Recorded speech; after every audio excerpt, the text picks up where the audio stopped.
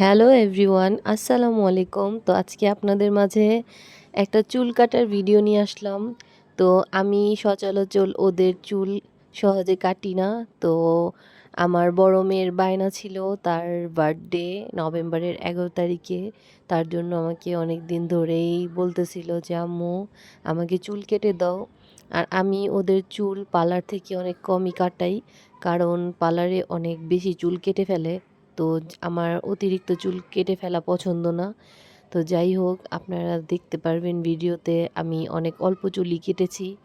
আর আমি সবসময় আমার মেয়েদের চুল নিজেই কাটা পছন্দ করি। আমি সিনিয়র কোনো কেউ না, তারপরেও আমি চেষ্টা করি আমি যতটুক নিজের অভিজ্ঞতা থেকে করার ততটুকু আমি করার চেষ্টা করি। আর আমার বাচ্চারাও পছন্দ করে। আর মাশাল্লাহ খারাপ হয় না, ভালোই হয়। তো আমি অন্য কারোটা কাটি না, তো ওদেরটাই সবসময় আমি কেটে আসছি। তো তার জন্য আমার একটা অন্যরকম অভিজ্ঞতা হয়ে গিয়েছে যে কতটুকু কাটলে আর কিভাবে কাটলে তাদেরকে ভালো লাগবে।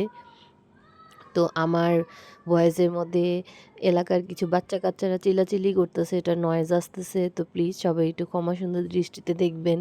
আসলে পুরান ঢাকা বলে কথা, এখানে ভিডিওতে ভয়েস দেওয়া মানে একটা বিশ্বযুদ্ধ জয় করার মতো। তো যাই হোক, যেটা বলতেছিলাম, তো এখন হচ্ছে গিয়ে ওর চুলটাও কেটে ফেলে ছোটোটার চুলও কেটে দিব। আর ছোটোটার চুলটা অনেকটাই রাফ হয়ে গিয়েছে, তার জন্য ওর চুলটা পিছন থেকে একটু বেশি করে কেটেছি। আর ওর বড়টার চুল তেমন একটা কাটি নাই। আর সামনে থেকে ওই একটা হেয়ার স্টাইল দেখিয়েছিল আমাকে, অনেক ছোট। তো আমি বলতেছিলাম এটা ঈদের সময় কাইটো, এখন পরীক্ষার সময় তো তোমার পড়ার সময় বারবার চুল মুখে আসবে। তো আর কিছু করার নাই, বাচ্চা মানুষ বলতেছে না আমাকে এটাই করে দাও, যেহেতু ওর বার্থডে, তো ওর মন রাখার জন্য একটু দিলাম। তো যাই হোক, এখন ওর চুলটা কেটে ফেলছি। আর আমি ওদের চুল কেটেছি আজকে ছাদে যেয়ে, কারণ চুল উড়ে একদম ঘরটর নষ্ট হয়ে যায়। আর ছাদের ওয়েদারটাও ভালো লাগতেছিল। আর ওদের চুল কাটতে কাটতে আমার ছোটো বোনও এসেছিলো ছাদে। তো আইসা বলতেছে যে আমাকেও চুল কেটে দাও। ওকে বললাম যে না, তোমাকে ঈদে কেটে দিব। আর এখন এখানে আমার বড় মেয়ের চুল কাটা হয়ে গেলে ছোটোটারও কেটে ফেলবো। কেটে তারপর হচ্ছে গিয়ে এগুলো পরিষ্কার টরিষ্কার করে ঘরে চলে যাব। আর আমার বোন আবার দাঁড়িয়ে দাঁড়িয়ে দেখতেছিল আর বলতেছিল যে আমাকেও কেটে দাও। বলতেছিলাম যে না, বারবার একই কথা বলতেছিল। তো দেখেন আপনারা, আপনাদের কাছে কেমন লাগে জানি না। এভাবে পার্সোনালি অনেক সুন্দর হয়েছে, ভিডিওতে কতটুকু বোঝা যাচ্ছে আমি বলতে পারবো না, কিন্তু পার্সোনালি আমার কাছে খুবই ভালো লেগেছে। চুল কাটাটা অনেক সুন্দর হয়েছে আর বেশি ছোট হয়নি। তো পিছন থেকে একটু ভি শেপ করে দিচ্ছিলাম, যেহেতু বাচ্চা মানুষ।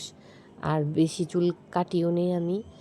এখন এই যে ছোটোটারও কেটে দিচ্ছি। ওর চুলটা অনেকটাই রাফ হয়ে গিয়েছে। তো সবার চুল তো আর একরকম না।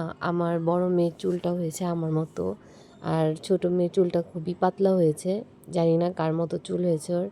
তো যাই হোক, এখন ওর চুলটাও আমি কেটে ফেলছি। আর ছোট থেকে ওদের চুল আমি ফেলিনি বেশি, তার জন্য না কি জানি না এরকম কেন হয়েছে। তো যতটুকু পেরেছি নিজে থেকে সুন্দর করে কেটে দেওয়ার। আর এভাবে চুল কাটাটা ভালোই হয়েছে। আমি সবসময় ওদেরকে চেষ্টা করি যে একটু কম করেই চুল কাটার। আমার কাছে বড় চুল ভালো লাগে, আমার নিজেরও পার্সোনালি বড় চুল। আর আমার বড় চুলই দেখতে ভালো লাগে, মেয়ে মানুষের চুল বড় থাকলেই সুন্দর। তো যাই হোক, এখন ওর চুলটা কাটতে বেশি সময় লাগেনি, যেহেতু আমি নিজের মতো করে কেটে দিয়েছি। ওরটা একটু রাউন্ড শেপ করে দিচ্ছি, আর সামনে থেকে একটু হালকা ছোট করে দিয়েছি, যাতে একটা চুলের শেপটা সুন্দর আসে, না হলে ভালো লাগবে না দেখতে। তো এখন এই যে দেখেন আমি অল্প করেই কাটবো। তো একটা শেপ দেওয়ার জন্য আর কি লেয়ারের মতোই করেছি, শুধু ওয়ান স্টেপ করে কেটে দিয়েছি।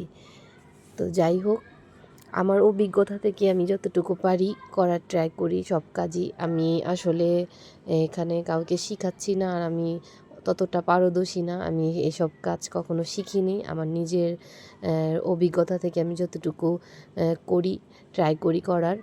তো মাশাল্লাহ খারাপ হয় না কখনো, ভালোই হয়। তো কেমন লেগেছে জানাবেন সবাই। আল্লাহ হাফেজ।